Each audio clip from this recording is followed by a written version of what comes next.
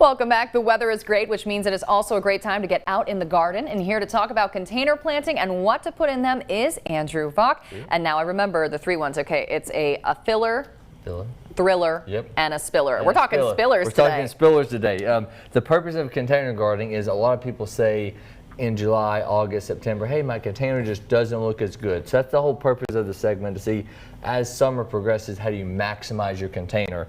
As you talk about your spillers, you know, I got a couple of an array of my kind of favorites. As you talk about things that spill over the container, consider maybe elongating the spilling action, because what spillers can do, how to maximize your container success is they will shade the pot itself and keep the pot cooler in temperature. So a lot of times, if the main point, if you have a purple wave petunia, it's a very classical example. Very well, people could take pruners, and you know, you could come and give it a firm haircut.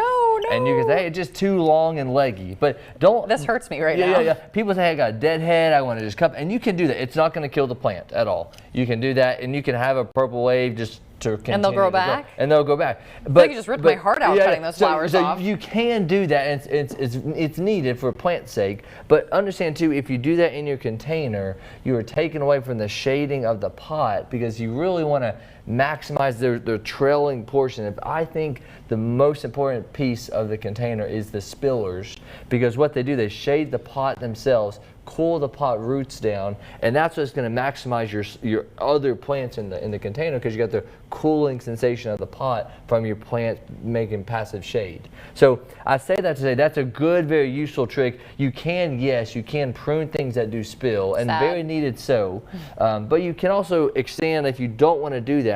Oh, that one's beautiful. These are the ones I like. Yeah, this is one of my favorites, the Dorianthus. You can propagate this, right? You can propagate this really good. It doesn't do anything more. It has a very small flower there. You can see it. Feels like plastic. Feels like plastic. These love dry, hot heat. So it sounds like it's perfect for right now. So it's option if you want to. That's an option to consider. And even like if you want to consider like a fiber optic grass, what this guy is. It does look like the fiber optics. Yeah, spilling over. You know, you can mix play and interplay really well with the spilling action. But just understand plant from that spilling, and then pull your verticals on the back end. And those are your fillers? Those are your fillers to go that way to kind of, you can accent. One of my favorite is Cleome.